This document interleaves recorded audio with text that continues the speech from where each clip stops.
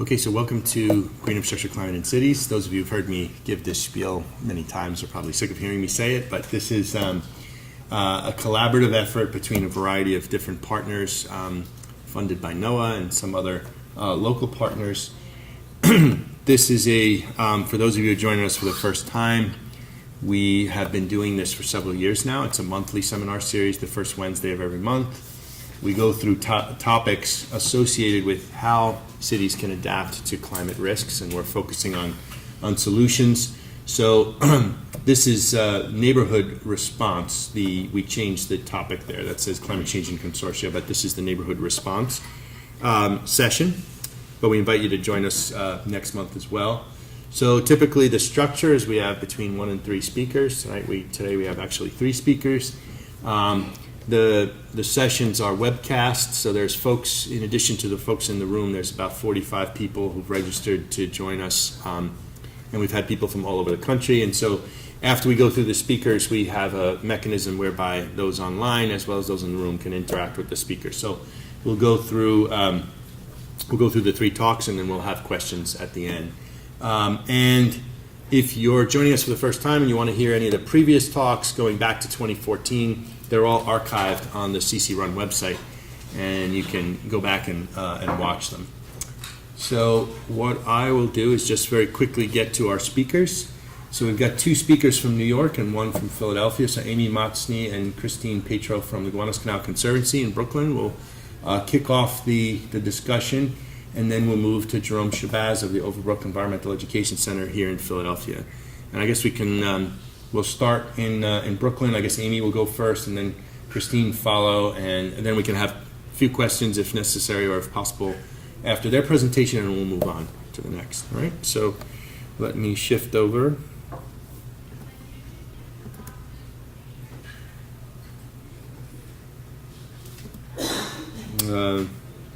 How do I shift over? That? Okay. So I think Christine and Amy have to start sharing. Is that how that works next? So it looks like we're sharing right now, but... Okay. Yeah, we see Gowanus Canal Conservancy. We're all set. Okay, so you see the slides? Okay, great. Yep. Great. You guys are up. All right, cool. Well, hello, everybody. Thank you for being here today. I'm Amy Motsney, and I'm the Watershed Manager at Gowanus Canal Conservancy. And I'm Christine Petro, and I'm the Education Director here at GCC. So we're going to give a presentation that gives an overview of what we do at GCC and sort of some of our ongoing current initiatives, and then we'll bridge into the curriculum focus part of the presentation that Christine will be delivering. So I was just going to tell you a little bit about the Gowanus Canal Conservancy. We are the community-based environmental steward for the Gowanus Canal and watershed. And our work includes building a vibrant open space network in the area around the canal, and also engaging the larger community in building a cleaner and more accessible environment. Our education work focuses on the entire watershed, which is the drainage area from Park Slope to Carroll Gardens, all the way up to Atlantic Avenue, contributing to combined sewage overflow in the canal. On the ground, we build gardens and green infrastructure while caring for these spaces with volunteers and a growing maintenance team. In 2017, these are just some of the highlights. We engaged about 1,300 volunteers in open space stewardship. We launched the Gowanus Lowlands, which I'll be talking about today. We engaged about 600 K-12 students in place-based learning. We cared for and maintained a number of street trees and bioswales in the watershed. We developed a street tree management plan, and we launched the Gowanus Green Team, which is a job training program in the neighborhood. We built planters, and we did a bio-blitz, and we taught more than 2,000 people about combined sewage overflow in the Gowanus watershed. All of this work takes place in a historic lowlands. This image shows South Brooklyn in pre-settlement. It's a former salt marsh that was filled in the 1800s to build the canal, and many industries along the canal, including 3 manufactured gas plants. This image shows what it looked like in the mid 1800s. It was one of the busiest waterways in America at the time, bringing in most of the materials for the construction of Brooklyn, also the manufactured gas plants that powered the city at the time. A lot of the legacy of the industry that was along the canal still is with us today. This image shows canoers in the canal, and you can sort of see this oily sheen at the surface. That's the legacy of tar coal at the bottom of the canal that bubbles up to the surface and leaves this nice sheen along the surface. But it also left sort of the legacy of an interesting emerging ecology. So there's a variety of textures and plants that have come back to the neighborhood on their own, and some intentionally planted by organizations like us. But the mixture of materials and elements kind of makes a really unique and interesting place in Brooklyn. Part of this legacy is also known all too well by the residents of Gowanus. Flooding and sewage backups are a regular occurrence in this neighborhood. Despite these issues, we have one of the most diverse and engaged communities in New York City, and we are moving into a period of substantial change. So at GCC, we kind of think about this change occurring in 3 different buckets. One is the federal Superfund cleanup. So starting in fall of 2017, the EPA launched a pilot program to begin cleaning up that historic sediment at the bottom of the canal. So they're currently dredging in one of the turning basins, sort of central canal. And another area of change is that the city and the state are both investing in infrastructure, and that's gray infrastructure and green infrastructure, both designed to combat issues of combined sewage overflow and stormwater management. So we're seeing in the next 10 years the implementation of 2 large sewage retention tanks at the north and the mid canal, and a high-level storm sewer that's going in, but then also green infrastructure throughout the watershed. So right-of-way bioswales, stormwater green streets, rain gardens, green infrastructure is being invested in the city and state levels. We're also facing a rezoning framework. The Department of City Planning in New York is currently rezoning the north end of the canal, so we're likely to see historical industrial manufacturing parcels converted to residential and commercial or mixed use areas. So there's going to be a lot of change, and all of this is happening under the lens of sea level rise and climate change. So a lot of our effort is finding ways to think about all of these changes and coordinating them in a way that plans for resiliency. In the neighborhood, as sort of a active organization, we've noticed a lot of community planning initiatives taking place. Both at the city level, but at the neighborhood level, and some at the state and federal level. We sort of noticed a alignment along many of these strategies for open space and sustainability. So as a coordinator, kind of trying to figure out ways in which we can develop cohesive planning efforts, we've conducted a series of outreach in 2015 and 2016. So during this process of outreach, we asked neighborhood participants what they wanted to see along the canal and throughout the watershed. We heard from habitat and boating advocates who want to see access and soft edges along the canal. We heard from public housing residents who want more attractive and healthy north and south avenues, more tree plantings, and more intergenerational open spaces. We heard from Park Slope residents at the north end of the canal who want to be part of the solution and want to see more green infrastructure in the uphill areas to reduce combined sewage overflow.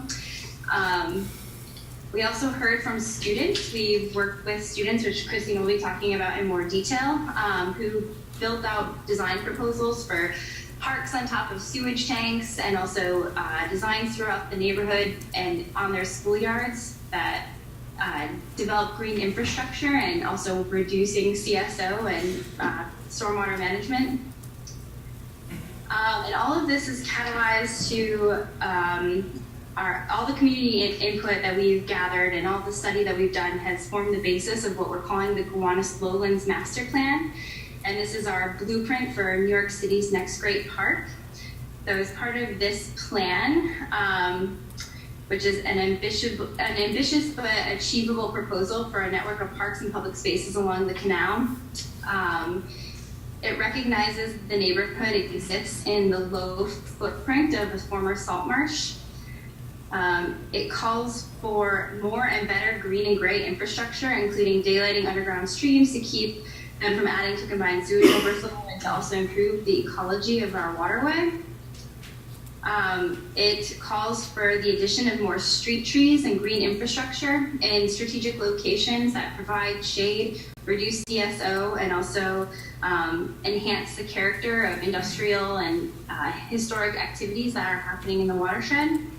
That activity builds on our experience with green infrastructure. So we have launched pilot projects along the canal that are targeting the issues of combined sewage overflow. It's built on our expertise in both the planning, design, and monitoring efforts that are involved with understanding green infrastructure systems.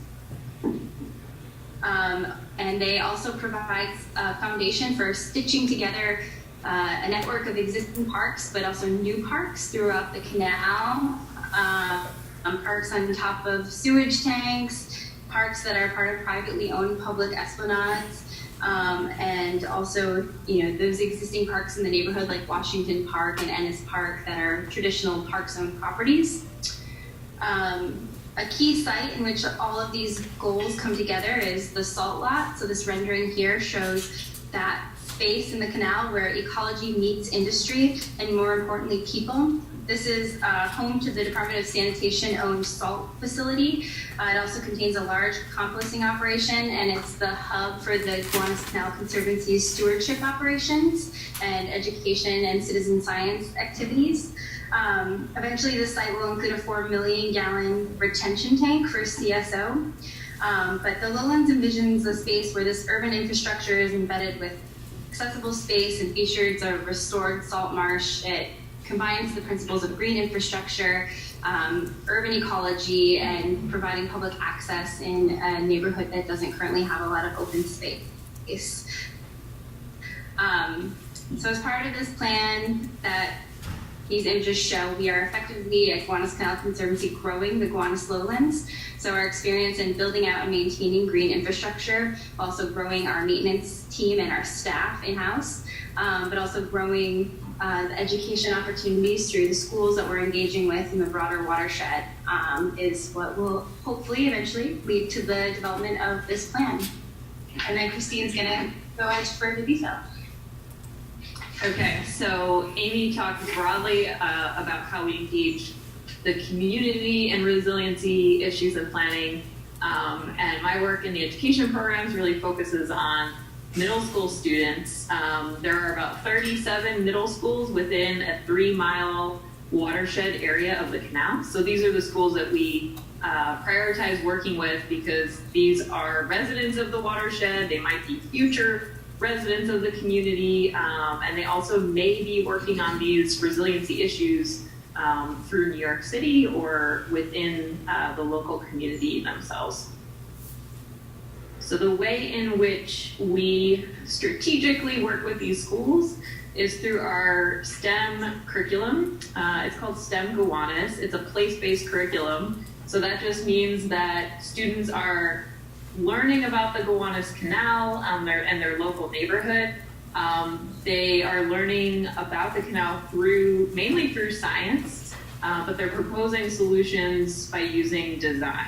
So some of these images show students out in the field, observing issues, but also a final product looking at a model that some students will look at how this neighborhood could be more resilient through design. So I'm going to go into one of the units that very specifically focuses on resiliency, and that's our climate change unit. So this unit was developed in partnership with a number of organizations and teachers, local teachers in New York City that are specifically working on these issues. Climate change, as we all know, is a big topic. It can be intimidating to adults to think about solving, but for middle school students particularly. So the curriculum development team really thought about what we wanted to hone in on when we're engaging students in these issues, and we ended up focusing on waterfront resiliency and specifically how it relates to the Gowanus Canal. So this image is an aerial of the Gowanus Canal, and to the bottom left is an image of a salt marsh, which kind of shows the shift in what this landscape and ecology looked like and then now is. So the first thing that students experience when they're learning about these issues is to look at actual climate data that's been compiled by the New York City panel on climate change. So a lot of the statistics that scientists have put together and analyzed for major reports on climate change have been interpreted for a middle school audience. So students can actually look at this data, graph this data, and interact with it so they can better understand patterns and climate and weather from the past, and then what scientists are projecting for the future.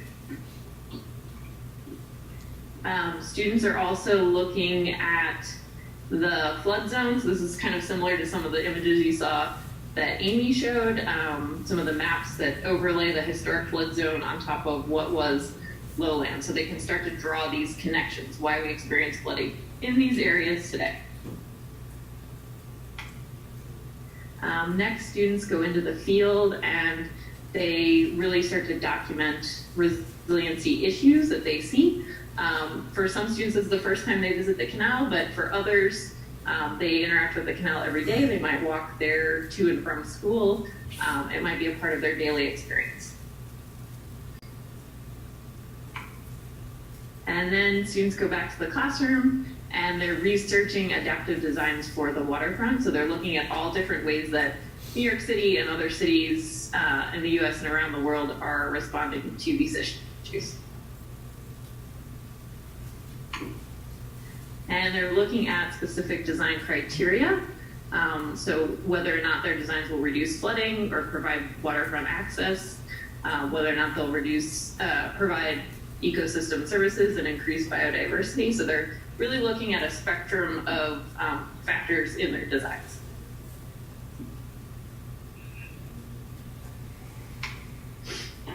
And students are testing their ideas with models and drawings. They're experimenting, they're iterating on some of their ideas. This is in the classroom usually, and we often bring in expert volunteers that provide feedback on their designs and help students to think through improvements or revisions. And finally, when students' designs have been translated into models, they go out and present these designs to the public and planning professionals. So these are students that were at a meeting with the EPA, and on the right is the lead engineer for the Gowanus Superfund project, and they're talking with him about Thomas Green Park and what to do about the sewage tank that might be going underneath the park and how there's opportunity there to build park space on top of that. And finally, students are advocating for change within the wider community. They're at public events. They're presenting to our elected officials about their ideas and the connections that they've made between the issues that we're experiencing today and planning for a more resilient future. And that is all.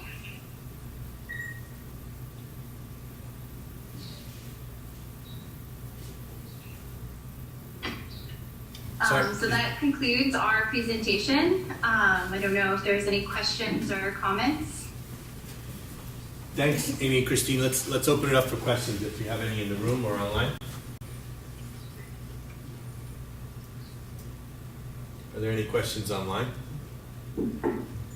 I actually had one, and I'm sure this is going to come up later too. But what I mean, so you're providing. You're a community-based organization that's providing education and to some extent it seems like urban planning and design support for this portion of the city. And I'm just wondering what your experience has been in doing this. Is it, and of course I have some history with Kiwanis Canal Conservancy back from its founding, but lately, do you find yourself getting more formal relationship with the city for providing this sort of resilient service? You know, is this education activities that you're doing with the schools, is it part of the Department of Education? Are they actually paying you to kind of come in and do this? Or is it kind of voluntary and in parallel with other municipal efforts for promoting resilience? So like, it's kind of a question about the role of organizations like yours in doing this important work, whether it's being recognized by the city. Amy, do you want to take the city planning and then I'll talk about education? Sure. So I think, you know, one of the agencies that we work really closely with, especially given all the change that's happening in this area right now, is the Department of City Planning. So as part of the rezoning framework that's proposed for Kiwanis, we've been meeting with the Department of City Planning regularly.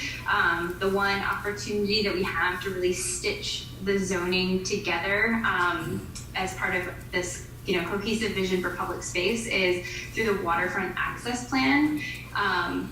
So we're working closely to advise them on what the community wants to see in terms of public space, and then also kind of having the upper hand in terms of like having done the site analysis, working with the landowners, kind of understanding the places on the ground and having the expertise to really advise on what's possible in terms of setbacks and planting percentages and things like that. So we really have the city's ear. They are responsive to us, you know, almost as a consultant on their zoning efforts. So that's one way in which we're working with the city. With the Superfund cleanup, which is a federal process that's happening, we are part of the community advisory group that meets with the project managers and the EPA on a monthly basis. So in that work, we are able to propose resolutions related to the Superfund cleanup and related to the Kiwanis Lowlands planning. A lot of that is happening at the bulkhead. So any private landowner that owns property along the Kiwanis will be required to rebuild their bulkhead. So working closely with the EPA on what might be acceptable in terms of bulkhead height, overhangs, planting and vegetation that could also be integrated into the bulkhead redesign. We have that agency through both the community advisory group and sort of just having those connections established. So we end up kind of becoming a consultant, I guess, through both federal, state, and city agencies that are doing work and kind of catalyzing this change that's happening in the watershed. So that's interesting. So it's sort of like you see a role in that capacity kind of expanding. I mean, that's kind of what I'm curious about is sort of like the trajectory that, especially post-Sandy, that there's an increasing recognition at these different levels of government of the need to engage in these very practical ways, community organizations like your own. You see that expanding? I think so. Yeah, I think that the city agencies are reliant on us to sort of be the experts on the ground, and Kiwanis Canal Conservancy, I think we're unique in this neighborhood because we really do sort of work as like a coordinator.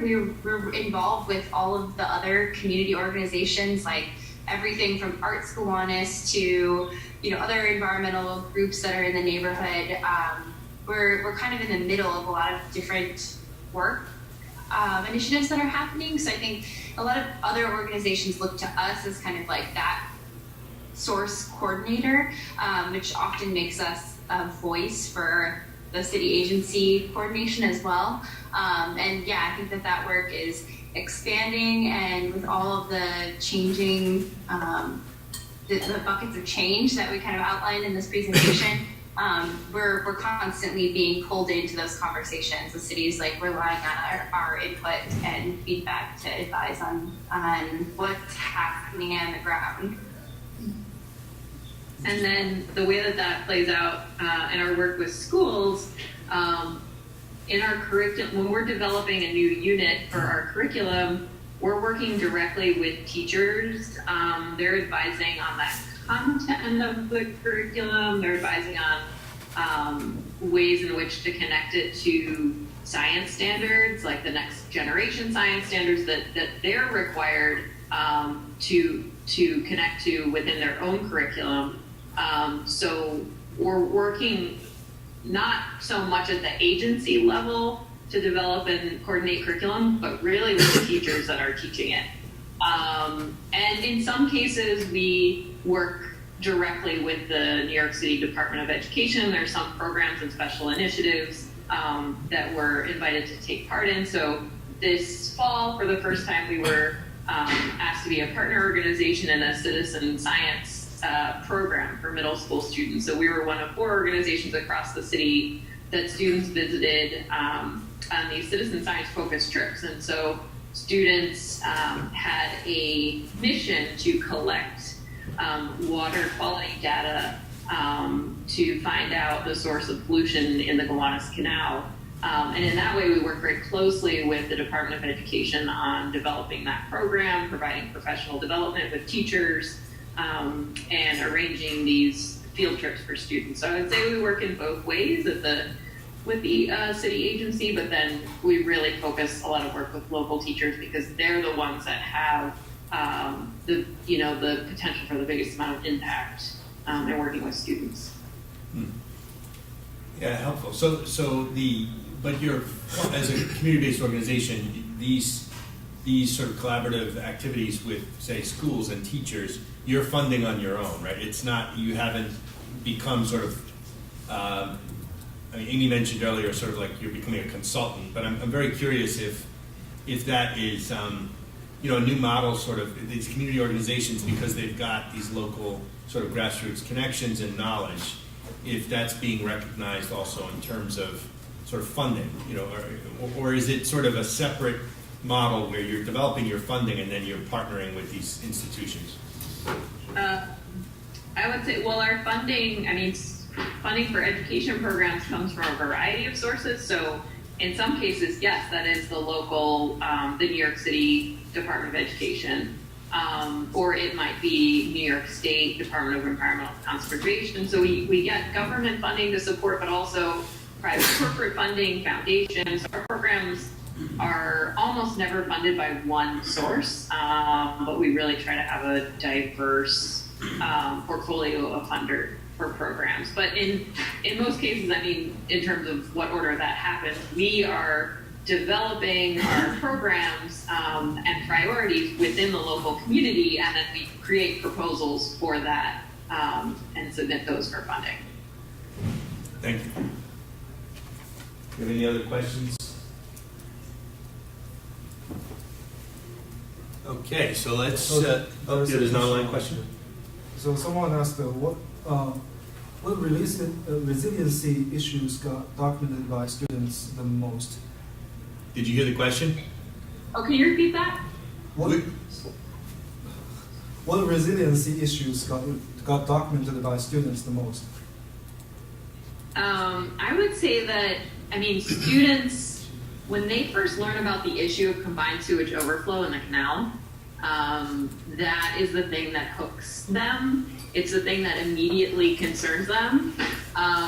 And so that's where we usually start. And from there, students start to learn about larger issues of stormwater management, how our sewer system, at this point isn't built to handle both the density of population, the way New York City has grown, and then also more frequent, heavier storms that we seem to be getting. So, that tends to be where students get most interested and engaged, and then it kind of goes from there as far as students' specific interests. But right now we're developing another curriculum unit where students this spring are working with designers and their teachers to develop proposals for green infrastructure for their school campuses. So whereas in the image, in the last image in the presentation, students are looking at sites around the Gowanus Canal. Now they're bringing it back home to their schools, which are in the Gowanus watershed,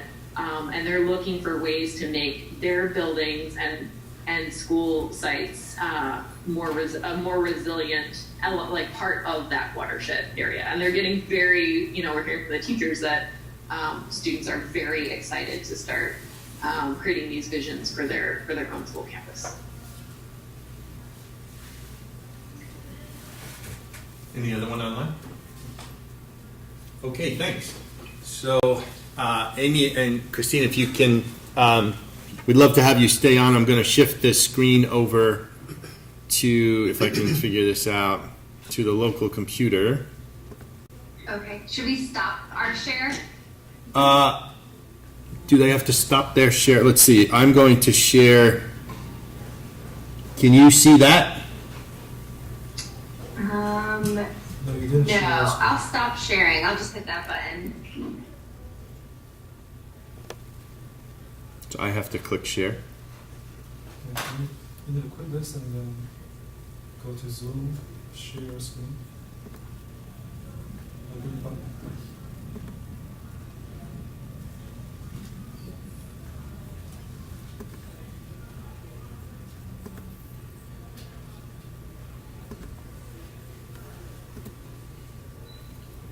Okay, can you see that? Yep, we can see it. Okay, great. So our next speaker is Jerome Shabazz from Overbrook Environmental Center. So, Jerome, the floor is yours. Thanks.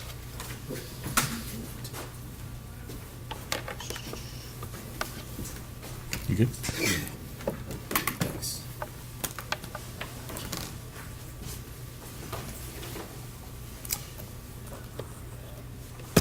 Welcome, everyone. Thank you for the opportunity to present to you today about the Overbrook Environmental Education Center. I'm Jerome Shabazz. I'm the executive director and one of the founders of the Overbrook Center. The Overbrook Environmental Education Center was developed in 2002 as a byproduct of a nonprofit organization called Jazz Tech Development Services, Inc.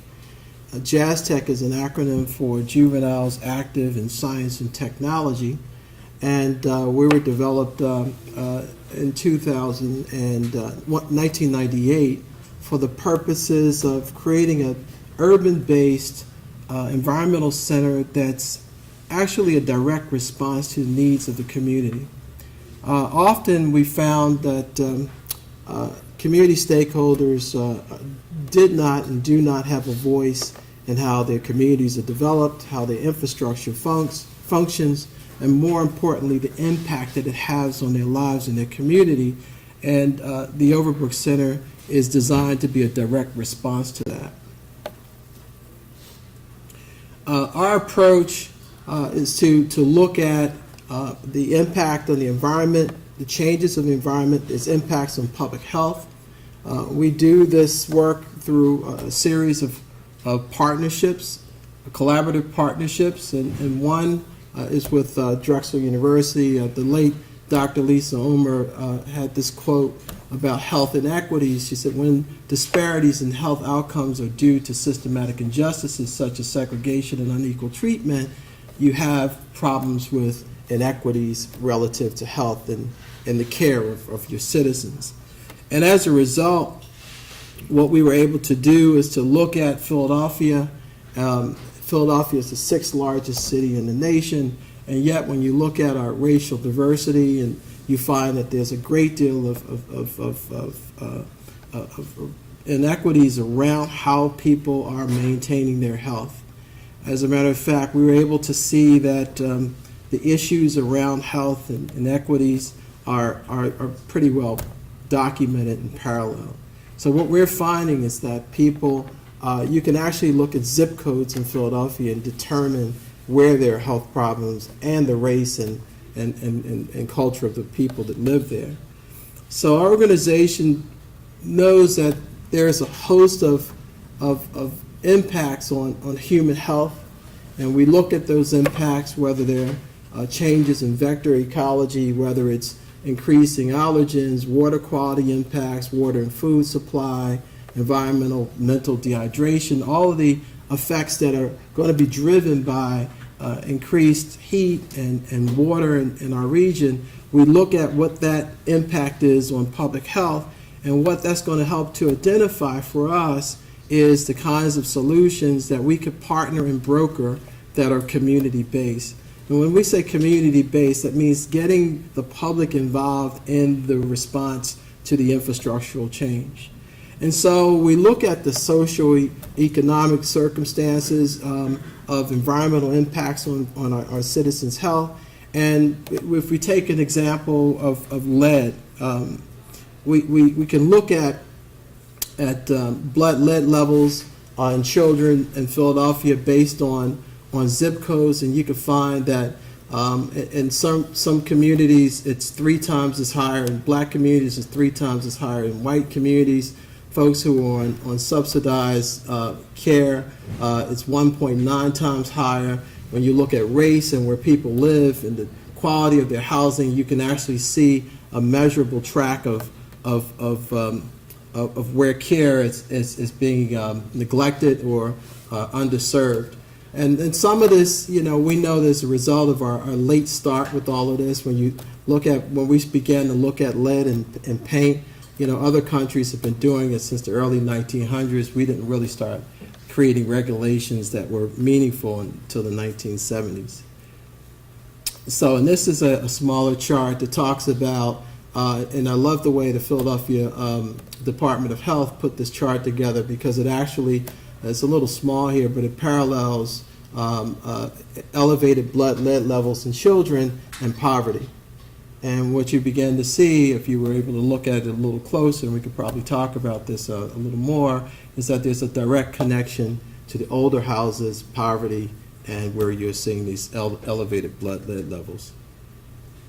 So we try to look at some of the baseline information around health, because when we talk about the climate change and the climate impacts, our organization is very people-centric. So we look at what's happening to people, what's impacting people, what's influencing their lives. So we start to look at information that's readily available from the Department of Public Health here in the city of Philadelphia, and we start seeing these trends around mortality and race. We start making comparisons to ethnicity and what's happening in Philadelphia versus other cities, to create this sort of baseline of information that enables us to target a solution not just around the condition that's being diagnosed, but also looking at the condition of the people that we're trying to serve. And that's when we go back into this whole idea of architecture, the social architecture. How do you best serve? How do you best communicate with? How do you best relate to the communities that you have to serve? So we look at what we call vulnerable groups in Philadelphia, and when you start to look at the epidemiology of the communities, you begin to see that African Americans have these high rates of premature death, and for different groups, for different reasons. We start looking at Latino populations, which are Hispanic populations, which have very similar issues. We're able to look at the geographic patterns in health in Philadelphia. So we can see what's happening in North Philadelphia, what's happening in the river wards, what are the drivers in terms of public health. And so we look at some of the major causes, and we can actually track all this down and drive all this down and turn into a very salient strategy for approach. But again, we're not really looking at so much the health conditions, which are well documented. We want to talk about our approach. And our approach for dealing with urban communities around climate adaptation, around resiliency, required a whole new model of going at this. And we had to look at behavioral changes in a very specific way. How do you influence the way people think? How do you influence the way people feel? How do you influence the habits that they have? We know that in past generations, we measured and monitored pollution and pollution impacts through permitting. We looked at most of the influence on our pollution and the influences of pollution through permitting systems, because it was industry that was driving it. And when industry is driving it, then we were able to permit those industries to be able to control the point source pollution that was being produced. Now we have individuals who can purchase materials and get resources from all over the place through Amazon, just order it up to their houses, use part of the material and discard the rest. Now we know that we have to change attitudes about what you do with your waste, thinking about the accumulative effects of the things that you buy, purchase, use in your homes, to get a new type of thinking around readiness as it relates to being resilient to climate change. So we look at some of these evidence-based strategies and major risk factors. Again, we point out the heavy areas of influence. And what we decided to do, which was very significant for our organization, it was to take a very specific swath of Philadelphia and West Philadelphia in particular, zip codes 19131, 39, and 51, and to begin to target that area in terms of demonstrating ways to get the public involved in some of our greening strategies. And hence the Overbrook Environmental Education Center project was one of those strategies. What we were able to do was to identify a site as a result of academic programming at the Overbrook High School in West Philadelphia. Overbrook High School in 2001 had an environmental service learning community program, and our students at the time were not grasping the concepts of stormwater management. And one of the teachers asked us to get involved in the school's program to help the students understand concepts of stormwater overflow, stormwater runoff, our sanitary management systems, our stormwater management systems. These are civic responsibilities that the school district wanted students to be engaged in. So our thinking was to create a project-based learning opportunity where students engaged in programs around their neighborhoods that help them better understand how the stormwater systems function. So the first part of that was to get students involved in what was happening in terms of the current gray infrastructure. What was the current system for producing and processing potable water for consumption? And what was the current process for managing our wastewater? We want our students to get to understand it, so we took them on field trips with the Philadelphia Water Department. We got them involved in our existing systems. They became excited about the whole process of the infrastructure, what it took to keep their water clean, how invaluable it is, and how essential it is for people to be hydrated and to have water. And as a result, we found that that particular experience had to be replicated. And such, we were able to write a grant, and the grant was a Growing Greener grant from the state of Pennsylvania that enabled us to formalize this experience with Overbrook High School, and that formalized approach became the Overbrook Environmental Education Center project. We found that it was exciting to students to understand how their community functioned, how the ecosystems worked within their neighborhoods, and more importantly, the historical use of land. And as such, we were able to begin to point out, to point out how land was being used. This is Lancaster Avenue in early 1900s, and this is a site where we actually have our environmental center. This was the Rowley's Quarry, and by showing students how that site was developed and what was happening on that site, it was really interesting in terms of stoking their curiosity. We also were able to show them further down the line how the community was developed, what it was built on top of. So the roadway, Route 30, or Lancaster Avenue, was built on top of, in many cases, this quarry, and it helps them to understand why our water systems work the way they do, how they flow, and the hydrology systems associated with it. We acquired a site to demonstrate to our students what the civic responsibility looked like, what it looked like to manage not only water, stormwater, but how do you manage the quality of how land is being used, your relationship to land.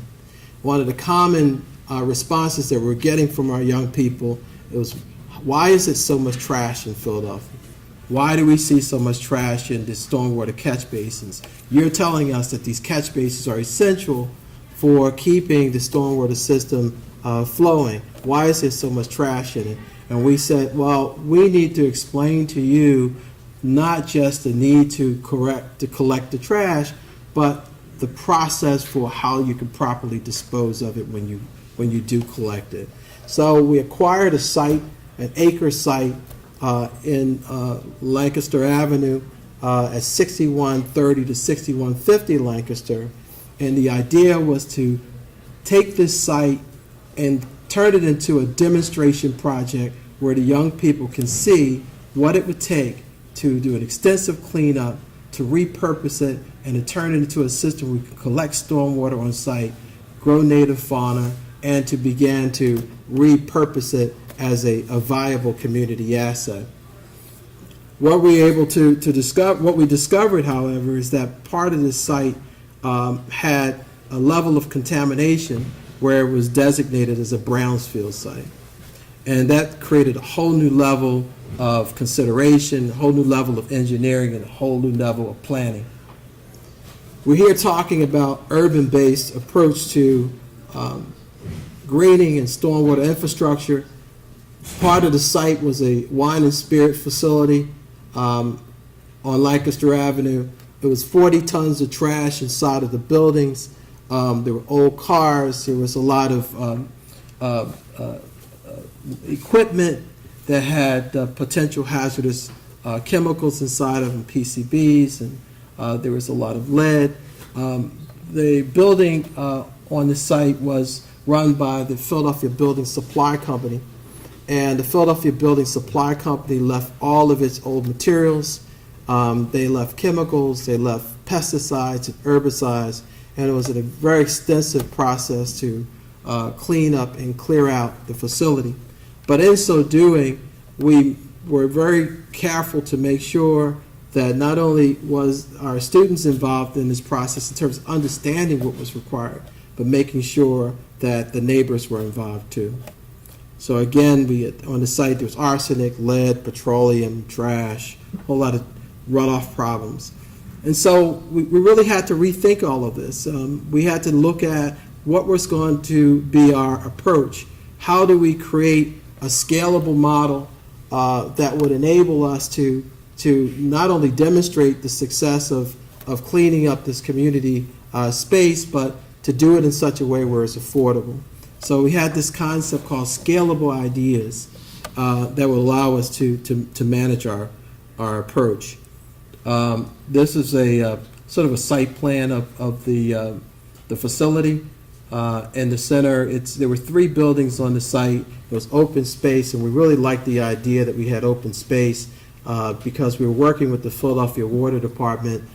They were beginning to think about their Clean City, Green Water initiatives, and we were able to demonstrate what it would look like to collect our stormwater off-site. So one of our first approaches to this project, this particular project, was to get a grant from the Community Design Collaborative, who allowed us to have pro bono support from 13 architects and engineers, and we were able to redefine how the site would be used, looking at sort of a big picture of the 30,000 foot high plan view of the site. So we had significant tree growth in the back that we wanted to consider as our woodland area. The building and parking section was the part of the facility that we're going to focus primarily on our stormwater collection. And then the streetscape project, there was only one tree on Lancaster Avenue from 59th to 62nd. So we wanted to do something about that. So our 3 sectors of development was identified through the woodland area, or what we call our urban forest now, and our building and parking area, which is our main hydrological collection site, and the streetscape. there was recommendations that came from the local elementary schools and high schools where students actively participated. I don't want to call it a charrette, but it was these sort of focus groups where they were able to contribute, and it was wonderful working with middle school and elementary school students because they're honest and they're innocent and they have wonderful ideas. They talk about butterflies and birds and bees, and our idea was to allow that free flowing of recommendation to come forth and charge our engineers, who we were lucky enough to have on site, to figure out how we can get there. In the center area, these are some of the sketches that we were drawing up as we were doing our focus groups. We were looking at our green roof projects. How do we create more pervious surfacing inside the parking lot, and to create more green infrastructure along the sides of the buildings. So there's two concepts that I stopped at, and this is a third concept, is how do we reclaim our green space in this urban environment is a very important question. We weren't just cleaning up for the sake of cleaning up. We were cleaning up for the sake of modeling what it looks like and what it would take in order for this process to be replicable, so that communities can be engaged in and actively participating in the process of not only cleaning up their communities, but when they repurpose it so that they would get greater benefit environmentally. And our solution to that was developing partnerships. We work with the schools, we have a board of directors, but we have engineers and university partners who are all participants in the process of helping to interpret the needs of the public with the scientific responsibilities to our system. We had to come up with our design principles because we did not want to do this in a stereotypical way. We wanted to make sure that we had sustainable practices that will endure over time. We wanted to remediate the potential hazards that were on site because of our brownfield responsibility. We wanted to integrate people with nature. We wanted to establish a third place, a place beyond home and work. And most importantly, we wanted to begin this process of creating a new language that describes our vision. We didn't want to do the work and then people come back later and say, well, what are you guys doing? We wanted to make sure they understood the language, they contributed to the language, and they were becoming more environmentally literate as a result of our process. So these were our driving goals, and we believe that it's essential that if you're working within communities, that you establish goals that everyone can agree upon, that the community can agree upon it, the design team, the organization who is in control of the process, and everyone who has an interest in seeing it become successful. So this is just some more pictures of the site. The Philadelphia Building Supply Company used to have materials in these bays, and we had to think about all of the ways that we can reutilize the site. Do we really want to tear down all this concrete, and what would that do to our water system and air? What would happen if we were to have to put the concrete in a landfill or have it disposed of? What is the best use for it? And so our thinking was to repurpose those, as much of the site as we possibly could. Our initial concept was to create what we call biolabs, outdoor classrooms in each one of those sectors. And that's a process that we were able to utilize to identify how we were going to best manage those spaces. And again, we have architects, S&P Architects and Vividian and other engineering firms, Turner Construction. Once we began to start the process, it was amazing how not everyone was doing the work pro bono, but it was amazing how people wanted to be a part of this process because of its social value. And when we talk about urban communities where you're not necessarily building a commercial enterprise that has the kind of return on its investment that's readily identified, you have the responsibility, or I recommend that you take on the responsibility of identifying the environmental and social values in such a way where it has an equivalent. If we're talking about preparing a space so that it can withstand a heavy flood, a heavy rainstorm, where it can take off a load from combined sewer overflow, or if it produces a culture, an environment that will support native plant growth, if it can support orchards, if it can support edible food systems. If you're creating that kind of new infrastructure, what I like to call the new normal for design, then you have to be able to find a way to monetize that value so that it doesn't appear as if it's just a repository until some other better design can come. So we've had hundreds of folks on our site from a technical, educational, as well as a community engagement perspective. What we were able to do with our design was to create a plan that will allow us to collect the first inch of rain, about 30,000 gallons of water every time we have a major rain event. So what you see there are some of the underground bioretention systems that were being developed. And we did a lot of very creative engineering. This, again, you can remember that this site was the Raleigh's quarry, so there's a lot of rock from the quarry. We were able to grind some of that rock and create a stabilized aggregate for the walkways so that we didn't have to bring in additional concrete. We were able to repurpose some of the material that was actually on site, and it did a wonderful job in terms of helping to create additional pervious surfaces for our stormwater collection. And so what we ended up with was some really good best management practices on our site. Our stormwater management system works. We collect our stormwater currently on site. We have our credits from the Philadelphia Water Department. We're growing, the Philadelphia Orchard Project grows orchards. We have peach trees and plums and strawberries and apple trees on site. We also have a high tunnel farm that's being run in conjunction with Penn State Extension and Master Gardeners. We were able to remediate the Brownsfield successfully, but more importantly, we were able to create this third place, this place where people now come for entertainment, education, and other kinds of resources that educates them on the values of environment. So this is more of the engineered site where you see the retention basins in the back and how we have these new slopes and hydrological systems in place.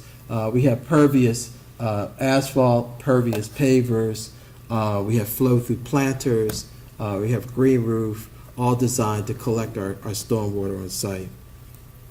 And those are older pictures because in that swell, now we have orchards and trees and a lot of plants, but you wouldn't get a chance to see the swell if I showed you the trees. So a lot of wonderful growth and development on the site. The other thing that we like to promote when we talk about our project is the opportunities that it creates to engage people in the work.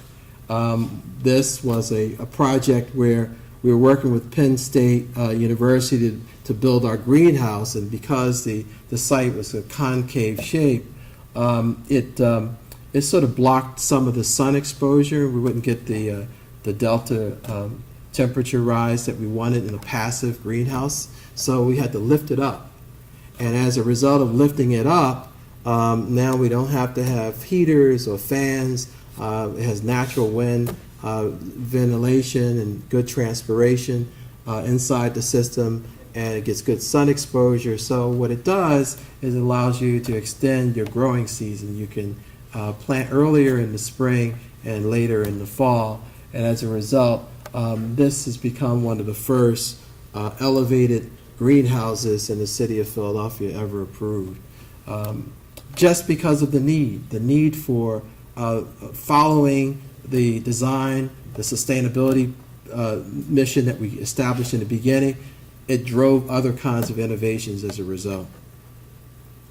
And so you can see this is the beginning of the the orchard plantings and other creative ideas that have grown out of this process where once you start seeing innovation and people get involved and they feel connected, then they feel inspired. So they want to do other things. They want to paint murals and paint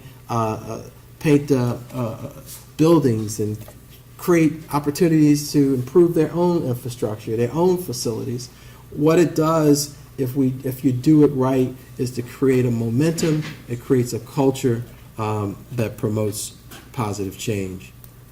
And so currently we've had about 10,000 people now since we started to take our educational programs.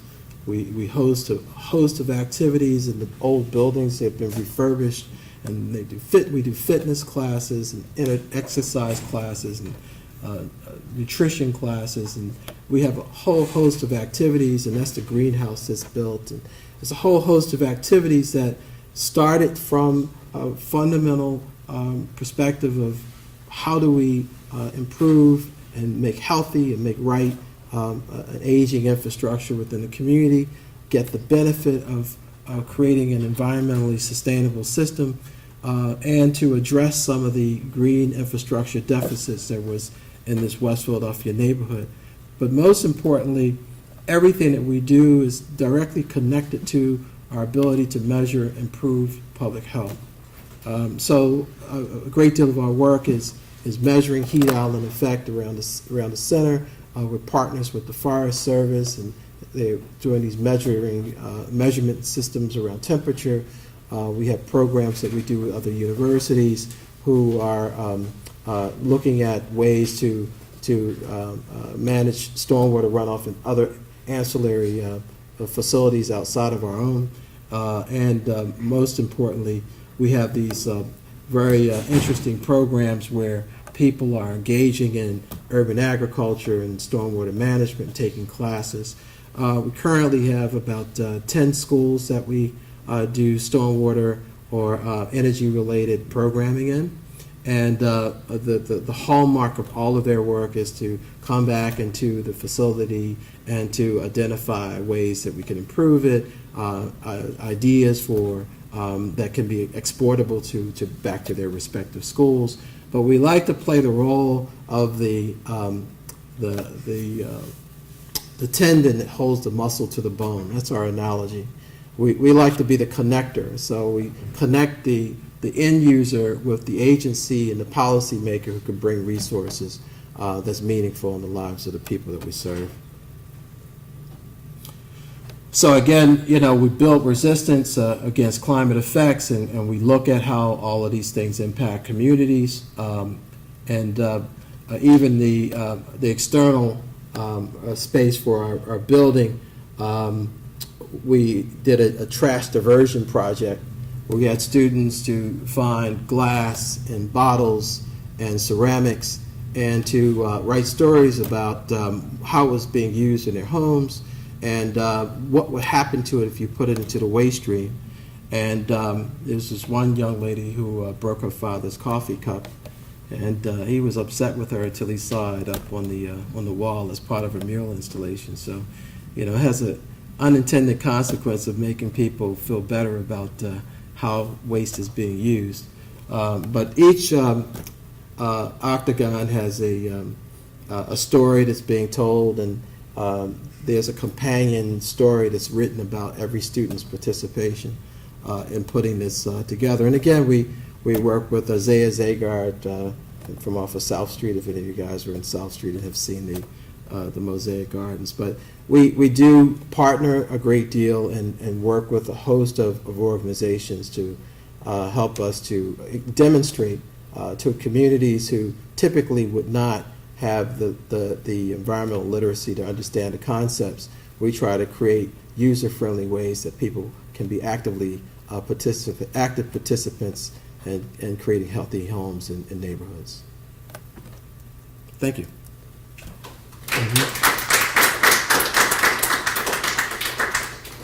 We'll take some questions.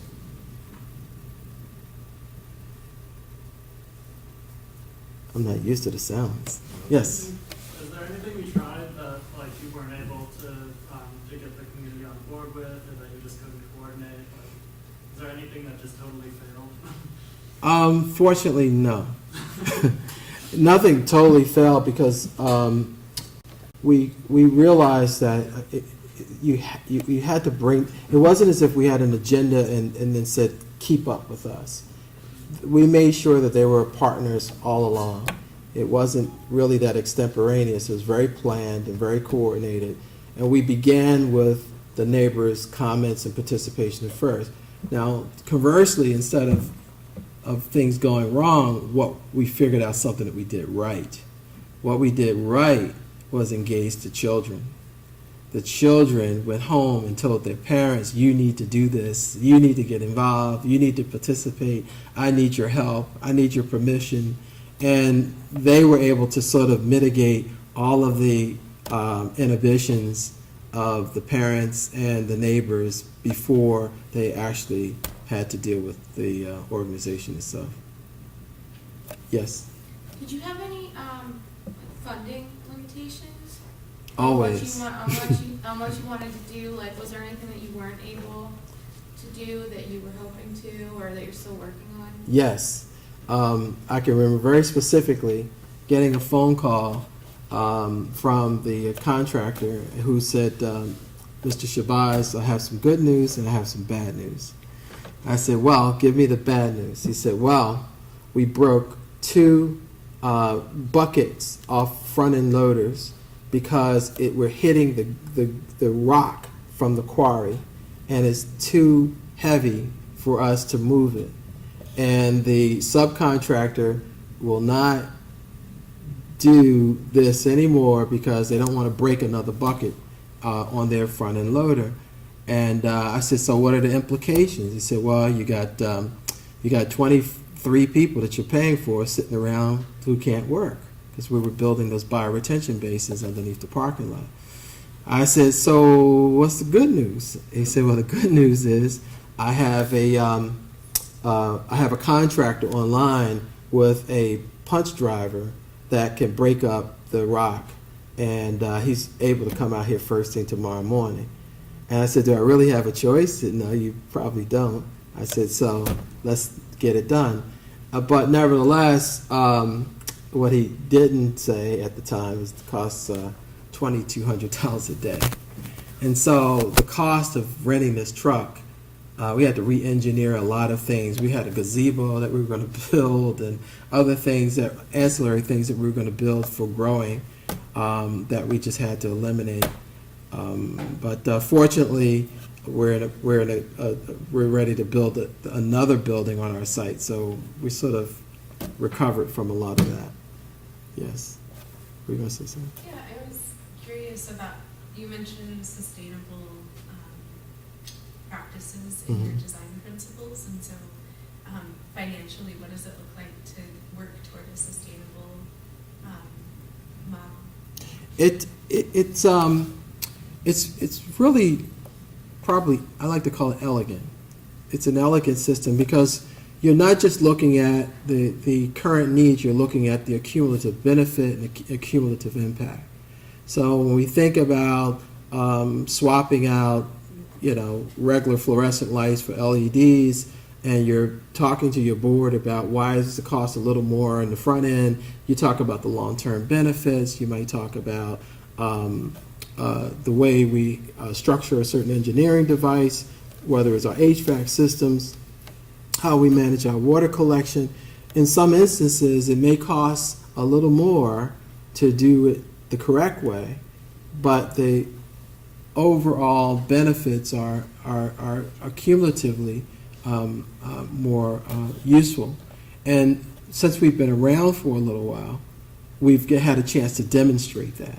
And I think that's something that we could share with other organizations, and we've become sort of a repository of what it looks like to struggle through or to work through the process of trying to do it right the first time. And that's sort of our model, is let's do it right the first time if possible. And when we can't do it, at least we understand that that was our intent and part of our model.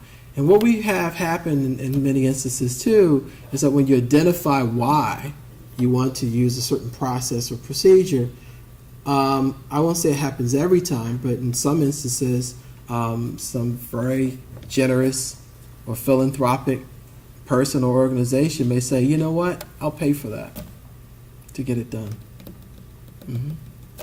Did you have your hand up? Yes, So sir. we have an online question. So, would you say something about how you monetize the benefits of the project and how monetary benefits them? Right. So, very early on in the process, we knew that there was flooding in one of the lower portions of Lancaster Avenue in Woodbine, and we knew that was a direct result of heavy loading on the stormwater system that was dumping right into the combined sewer system. The other thing we knew is that they were overflowing beyond the NEPTE's limits that were permitted by the DEP. So there was sort of a great deal of incentive to want to offset the potential fines as a result of the overflows. And so we were able to encourage our local water department to, participate in the design so that it can help mitigate some of the stormwater runoff issues in the region. In addition, we knew that there was additional construction that was scheduled for the corridor itself, and what we were able to do is to create or re-engineer some of those processes. So, for example, when I said there weren't any trees on the avenue, now we have a 59, and there's a rain garden, and there's a lot of stormwater retention systems underneath the pavement. That was easier to manage. I think it reduced the cost by 30% because they were doing it while we were doing our construction. So again, by coordinating with partners and bringing value to work that was going to be done anyway, but creating an opportunity for them to reduce costs, incentivized a great deal of work that we wouldn't ordinarily experience.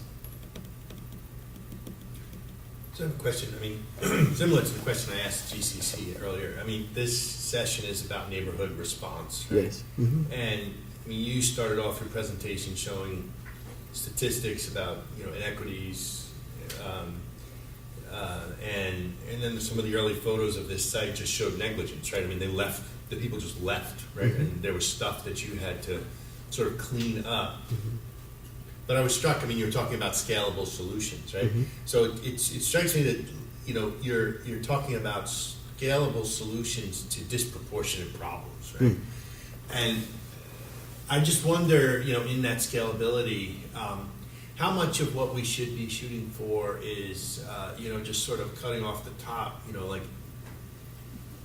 dealing with some of these inequities and injustices first, so that, an organization that obviously has been doing amazing work and has figured out how to move and shake a lot of people to make things happen, sort of start at a,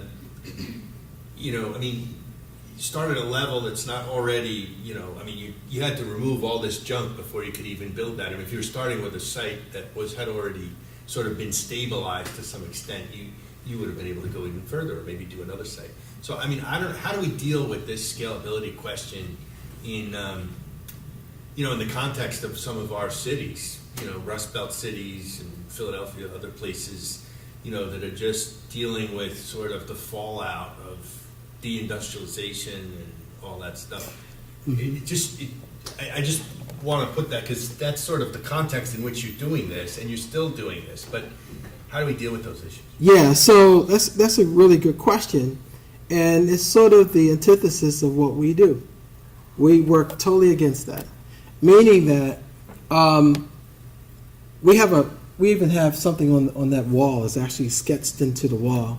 It says, "On your way to wonderful, find a community that's all right." And so we're not waiting for the silver bullet, the grand plan, the great developer to mitigate all of the issues at one given time. We're doing it one project, one home, one neighbor, one community at a time. And what that does is it helps to create, again, the social architecture. Because what you're dealing with in these vulnerable communities, these disenfranchised communities, people are literally disenfranchised. They're not connected. If we're university folks, if we're academics, if we're planners, if we're designer, inherent in that work that we do, we know something about collaborative partnerships. We know something about leveraged relationships. Vulnerable communities do not. But what they do understand is what they're able to experience. What we had to do was to create an experience. There were even political people, when we did this back in 2002, who didn't understand what we were doing and has publicly said, we didn't have a clue what you were talking about because Green City Stormwater, Green City's Clean Water wasn't a big municipal plan. Folks didn't understand as much about stormwater runoff management as they do today. And so we had to make sure that we understood that it was part of our strategy to demonstrate what the values are in a micro sense, but its ability should be connective in such a way where it has an accumulative exponential value. And it's interesting because I had this conversation with an important secretary at the EPA, and when we did the Brownsfields work, it was so extraordinary because no one does that kind of thing the way we did it. We had permission to encapsulate a lot of the way. We could have essentially buried a lot of it, but we removed it completely to the point where we actually grow our orchards right into the soil. I mean, we did an extraordinary job with awards for it. But people wanted to see what this was all about, and they said, well, how do we scale you up? And I said, why do we have to be scaled up? And they said, well, because we want to do this around the country. We don't just want to do it in one location. We want to support a national movement like this. I said, I sort of pushed back on that idea because there's so much more than the idea that's necessary to make this happen. It's not just about having ideas and good engineering. It's about having a willful, participating community. It would not have happened without that willful, participating community. And so that is equally important when you're trying to get folks involved. And you have to do it in small, incremental steps. You have to show people that it matters. And we were out there cleaning up and getting this stuff out of the way and telling them what we were doing. And eventually they looked around and saw the cars gone and the refrigerators gone and all the short dumping was stopped.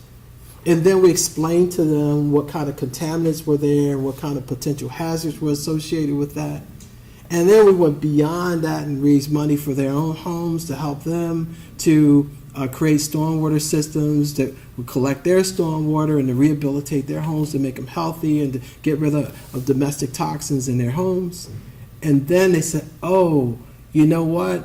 My asthma is not irritated as much as it used to be.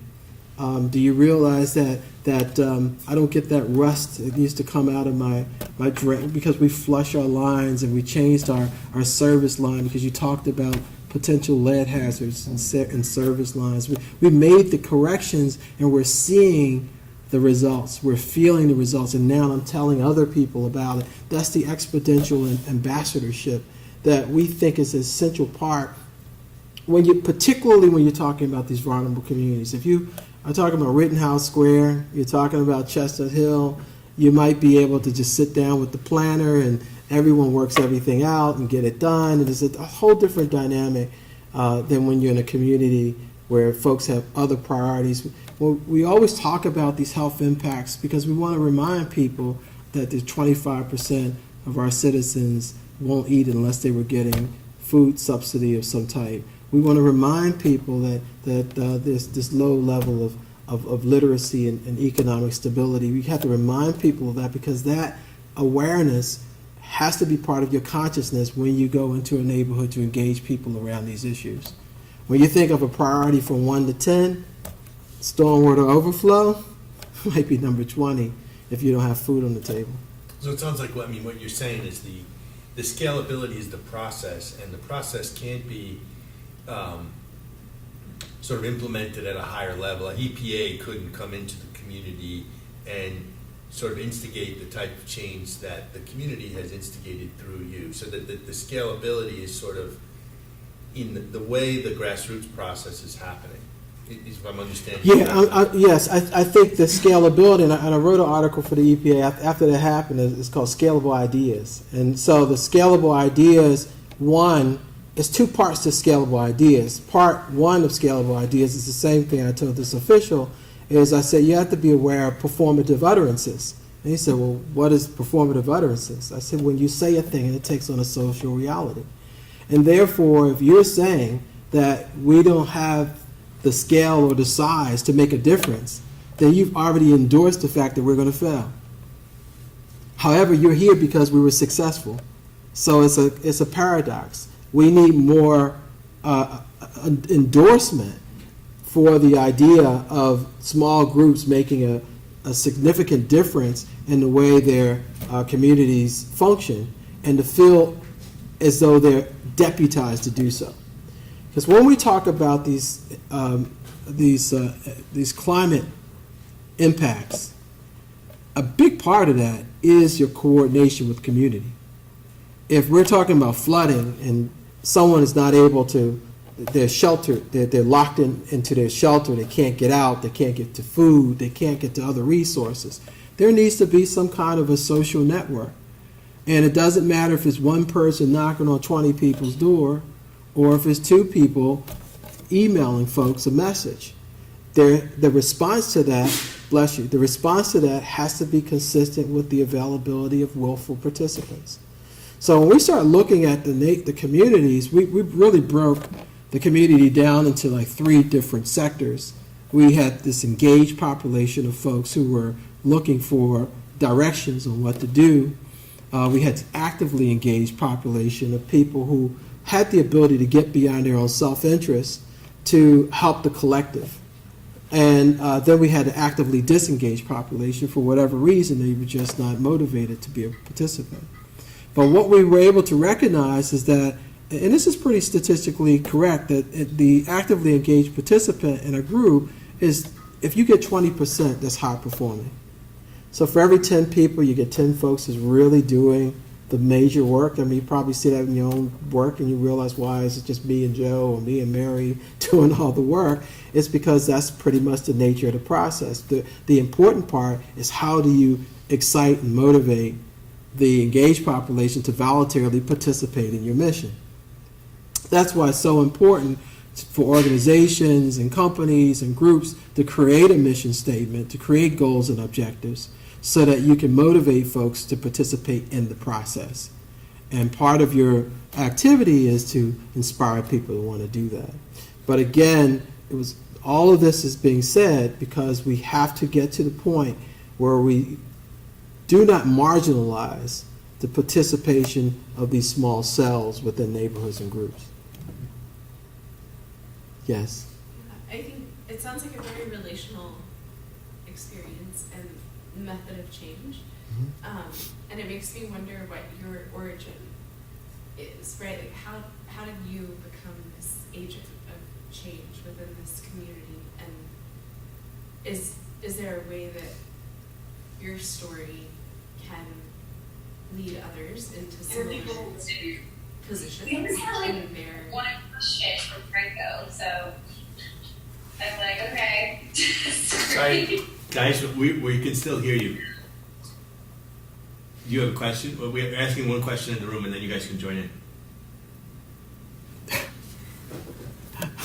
Is there a way that that story could maybe lead others into similar positions of leadership in their own smaller communities? It happens a lot. I mean, this is what we do. We talk about our work and we help people. We've helped a lot of community groups to do just that. So that's probably why we're here now. Is to really share with folks who are interested how to structure that process and get people involved, get themselves involved in a meaningful way. Because there's a great deal of learning connected to all of this.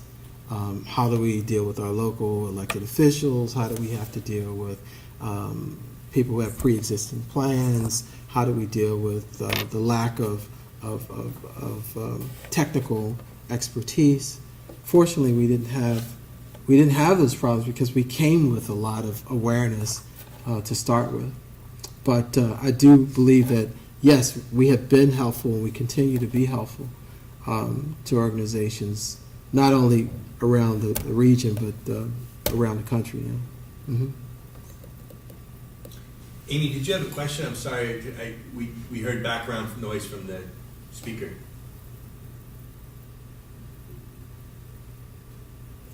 She may have muted out once they realized we heard her. I have one other question if no one else has. So it sounds like also kind of like climate, specifically climate, Mm-hmm. is almost a byproduct of your process. In other words, if you develop the social resilience that comes out of creating the networks, inspiring the 10% who will be leaders, demonstrating positive outcomes are possible here, you're building up the resilience of the community to deal with a lot of different stressors, including climate. But I'm curious if you have any specific climate change programming that you've Yes. initiated.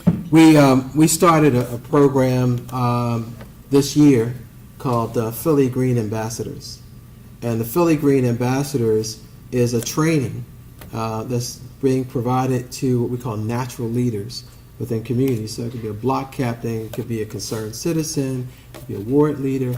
And those individuals can participate in a workshop where we have about 7 major areas, major competencies that you'll develop as a result of participation. But more importantly, the agencies that are participating now have a liaison to the community. And the idea is to create a sense of community around the value of your climate awareness and preparedness.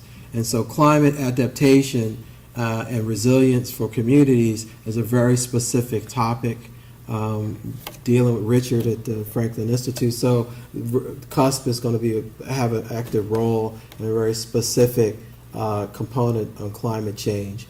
And emergency preparedness sort of links into that also, because the emergency preparedness is going to address the factors that we may experience because we're getting warmer temperatures, and where are cooling stations in neighborhoods, and how do people cool down, and what should be a social protocol for looking out for people if temperatures begin to get warm, if folks started getting vector disorders or respiratory duress because we're getting excessive rain and their houses and basements are getting flooded out. We want people to understand that there is a cause and effect to the climate conditions that may be impacting on their public health. But it's important to get ahead of it in the sense that you have people discussing these issues and it becomes part of the new normal. It becomes part of a normal conversation, and you have to be creative about it because, again, what's disjointed in these conversations is that, by definition, an environmental justice community, by definition, a vulnerable community, by definition, a disenfranchised community, despite race or ethnicity, is really talking about people who are challenged with priorities that people who are not in those categories are not challenged with. And they're challenged with literacy issues that people who may not be in those conditions aren't challenged with. So we have to find a way to meet people where they are and to create an interest based on what's happening in their priority system. And I think the voluntary part of it is what's important in all of this. The best worker, the best partner is somebody who voluntarily participates in the process. If you had to bribe your mate with dinner just to get them to speak to you every night, that would be a pretty rough relationship. But if someone was willful and voluntarily participating in the work of keeping a healthy and vibrant community, then I think you get more of their recommendations, of their ideas. They even come up with brilliant creative methods of keeping communities healthy and safe. So with that said, again, it is a sort of of social architecture. It's a sort of social connection that goes beyond the brick and mortar. And we talk about this before it becomes a problem, before we have the flood and before we have the heat wave. That's not the time to talk about it. It's time to talk about it is now. But what you really need is not just a solution to that environmental problem. I need to be able to talk to you. I need to know who to go to in my neighborhood who has that resource. I need to know who's connected to the city's emergency management system.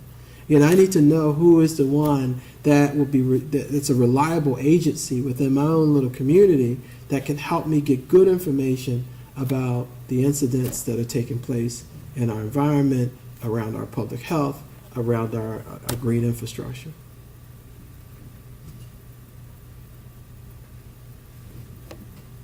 Any other comments?